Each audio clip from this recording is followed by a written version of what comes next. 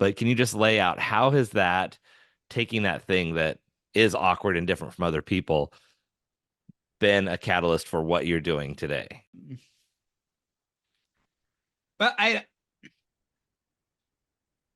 my whole life, I'm an only child.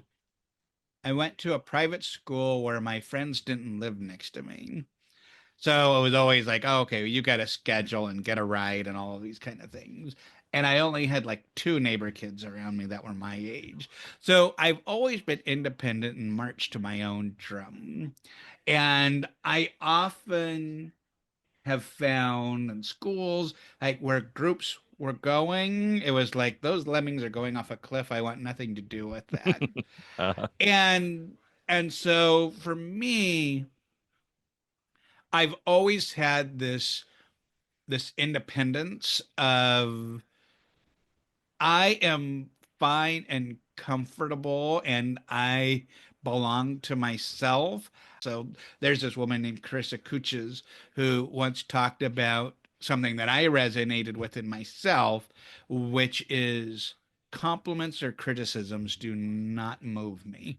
But do we have that self-assuredness that regardless if those happen or not, you're still on purpose and going in a direction? And I see the lack of that being what stops so many people from finding and creating joy in their life or making incredible impacts. These are actual skills that you can learn and put into place that is going to completely transform because we are so much capable of so many things that we're not even tapping into.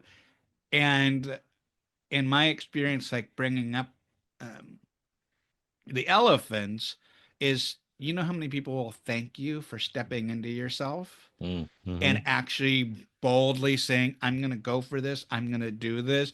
I'm going to say these things. Like kids and peers need to see others stand up for their boundaries or their values Right. to sometimes feel like they have permission to do it themselves. Someone has to go first.